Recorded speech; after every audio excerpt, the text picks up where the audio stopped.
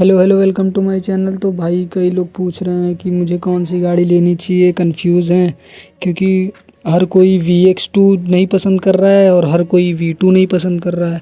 तो V2 लें कि VX2 लें, लोग कंफ्यूज हैं। तो अब इसमें आप अपना बना लीजिए मन में, तो आपको कंपैरिजन वगैरह थोड़ा बता दूंगा। जैसे कि V1 की बात करें तो V1 में आपको जो है 100 की रेंज मिलती है, 3.44 किलोवाट की बैटरी रहती है।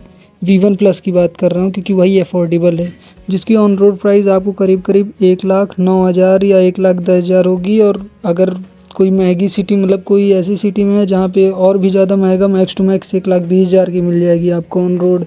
बट अगर आप VX2 की लेंगे जो अभी अभी लॉन्च हुई है, तो उसकी एक्स शोरूम प्राइस ही 1,10,000 है। VX2 प्लस की बात कर रहा हूँ मैं। तो जब उसकी प्राइस ही 1,10,000 है तो मे बी वो ऑन रोड में काफ़ी बढ़ जाए, 1,20 के ऊपर चली जाएगी, मे बी हो सकता है ऐसा। तो वो डिपेंड करता है। अब मैंने ख़रीदा था तो मुझे पड़ी थी 1,09,000 की ऑन रोड प्राइस। तो उस हिसाब से देखा जाए तो 1,10,000 VX2 प्लस के लिए बहुत ज़्यादा है। और VX2 और V2 में दोनों में बस सेम यही है कि मतलब बैटरी और मोटर सब सेम ही है, पावर भी सेम है, रेंज भी सेम है, प्राइसिंग की डिफरेंस है। और रीज़न ये है कि इन्होंने VX2 प्लस में काफ़ी चीज़ें सुधार की हैं। जैसे कि आपका V1 प्लस में आपको डिग्गी में जो 2 कंपार्टमेंट मिलते हैं उसमें बारिश के टाइम पानी वानी चला जाता है। तो अब VX2 प्लस में क्या है कि पूरी सिंगल सीट हो रखी है, तो ये बहुत अच्छा काम किया है इन्होंने।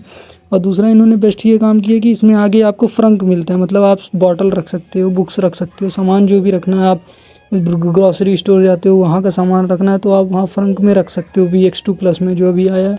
लेकिन V1 में जो सॉरी V2 में जो आता है, V2 प्लस में, उसमें नहीं होता है। उसमें फ्रंक व्रंक कुछ नहीं है और ना ही कोई ऐसा उन्होंने सिस्टम बना रखा है कि आप आफ्टर मार्केट उसमें लगवा सकते हो।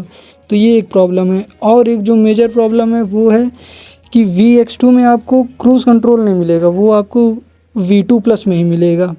तो ये आप देख लेना कि भाई क्रूज़ कंट्रोल वगैरह ज़्यादा यूज़ होता है, हाईवे रूट ज़्यादा आप चलते हो तो फिर V2 प्लस ही बढ़िया है क्योंकि उसमें क्रूज़ कंट्रोल आपको मिल जाएगा। और VX2 में आपको मेन स्टैंड जो होता है डबल स्टैंड, वो नहीं मिलेगा आपको, केवल साइड स्टैंड मिलेगा। तो वही भी देख लेना क्योंकि उसको एक्सेसरीज़ में ये लोग ऐड कर दिए हैं। तो इन लोग का 1,200 कुछ रुपए का एक्सेसरीज़ आता है, तो वो सब भी लगवाना पड़ता है। 1,000-2,000 अभी इसका भी लेंगे ये लोग, मेन स्टैंड का। तो इनडायरेक्टली तो ये 1,10,000 एक शोरूम प्राइस में मेन स्टैंड भी नहीं डाल के दे रहे हैं, ना लेडीज़ फुटरेस्ट रहेगा। तो दोनों लगवाएंगे तो 3-4 हज़ार तो उसमें ही ले लेंगे कंपनी वाले। लेकिन फिर भी ठीक है, कम से कम आपको एक आगे फ्रंक मिल जाता है, क्रूज़ कंट्रोल नहीं मिलता है, बट ठीक है। अब जिसको जैसा सही लगे आप अपना परचेस कर लेना। बाकी मेरे नज़र में तो अभी V2 प्लस ही सही लग रहा है क्योंकि V2 प्लस थोड़ा ठीक ठाक प्राइस में भी है, क्रूज़ कंट्रोल भी मिल जाता है, टच स्क्रीन डिस्प्ले भी मिल जाता है, मेन स्टैंड भी उसमें लगा के देते हैं ऑलरेडी। बस एक प्रॉब्लम उसमें ये नज़र आती है कि उसमें थोड़ा पानी चला जाता है। और दूसरी प्रॉब्लम ये नज़र आती है कि उसमें आगे फ्रंक नहीं दिए सामान वामान रखने के लिए। तो ठीक है, अब बाकी जैसा आपको सही लगे आप ले लीजिए क्योंकि मुझे तो लग रहा है कि on road price VX2 plus की होगी करीब करीब 1,25,000 और V2 प्लस की ऑन रोड प्राइस मुझे तो 1,09,000 की पड़ी है।